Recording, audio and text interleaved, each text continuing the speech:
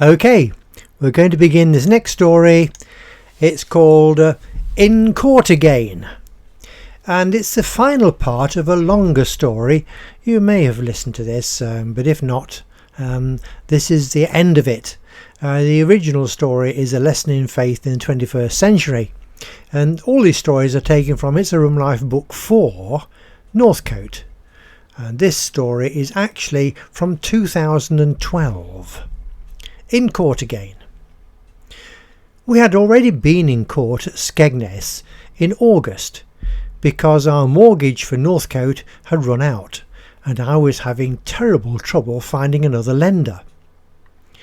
Why had we not paid off the mortgage at the end of its term, you might ask? Well, it's a long story, but briefly, during our really troubled time in the early 1990s, when interest rates leapt to 20%, we swapped our bank loan for a mortgage on the property. This was linked to an endowment policy that if we had continued paying for the entire 20 years, would or should have paid off the mortgage.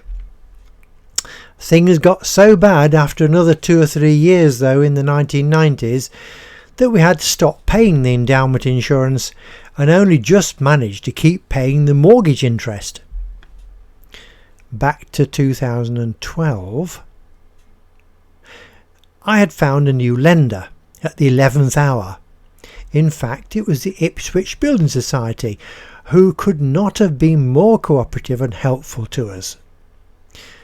But you see, Barclays Bank would not believe us, and that is when we began going to court.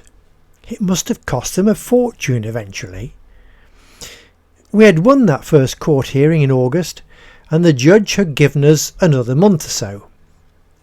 Barclays Bank had a dreadful solicitor working for them, who at that first court hearing was intimidating, rude and most unpleasant, continually stating he would have the property before the day was out. He didn't. In fact, he tried to bully the lady judge and got a real earwigging from her for that. More than that, she went on to tell him a few more home truths as well. Now on to the next hearing. The court office was most helpful by delaying the hearing a further month, and the second hearing was scheduled for October. Our own solicitor could not be in court to help, so I added more information to my own defence from the first hearing. Plus, knowing how critical the situation was to the future of the horse sanctuary, I enlisted the help of an ex-boss, a now retired local newspaper editor, from my most recent newspaper employment back in 1988.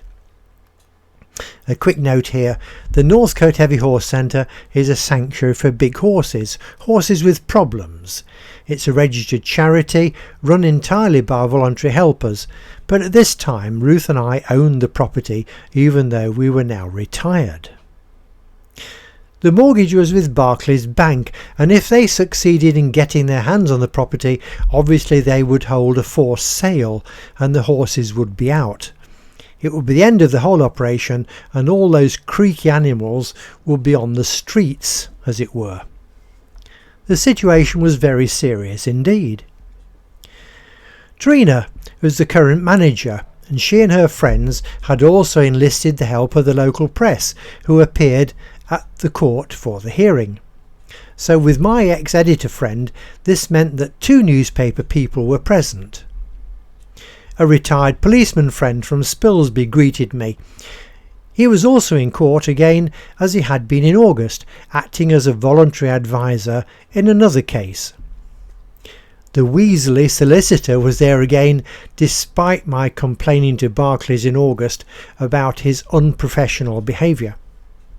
He was just as bad, and was most unpleasant, rude and pugnacious before the hearing. He again stated at this time he would see that Barclays definitely obtained full possession of the property before the day was out. Quite seeing our predicament, the court usher introduced us to a voluntary helper from the Citizens Advice Bureau, who listened to our full argument and explanation of the situation. She had seen how aggressive Barclay's solicitor had been, and after listening to us, she took him to one side and explained the facts as she saw them. She told him that she would intervene in the hearing before the judge if he was not prepared to see good common sense. Barclay's Weasley man in his still greasy suit looked around and took stock. He telephoned his immediate contact and instructing solicitors and explained to them what was happening. Public opinion was against him. It was very likely that the press were going to report the case in full, and the voluntary court worker from the Citizens Advice Bureau had told him to back off. The benefactor. To add to your suspense, readers and listeners, I'm going to explain now what had happened when Alan and Debbie met me off the train from Manchester Airport that very evening before, when I had arrived in the UK from my home in France. To make things a bit more clear, Alan and Debbie live in our old house at Northcote. They fully understood the predicament and how important it was to the horse sanctuary as well as to them. Earlier in the week, they had visited their local Citizens Advice Bureau to see if any further help was available. The man who interviewed them was so astounded by Barclay's handling of the affair that he telephoned them the same evening, Alan and Debbie that is.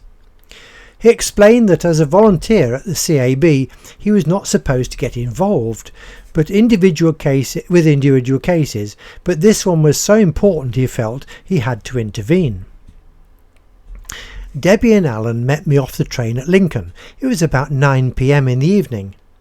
They looked at each other, took a deep breath and explained all that had happened.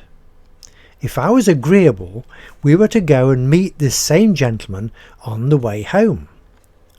In his sumptuous drawing room, and with us all sampling a lovely glass of wine, he explained what he could do. He offered to pay Barclays everything we owed them with a short-term loan to enable us to conclude the details of our new mortgage. He understood fully the situation involving the horses. He'd been to see the centre with Alan and Debbie the day before, and the horses had woven their magic spell on him. I was dumbfounded, but agreed to everything he proposed.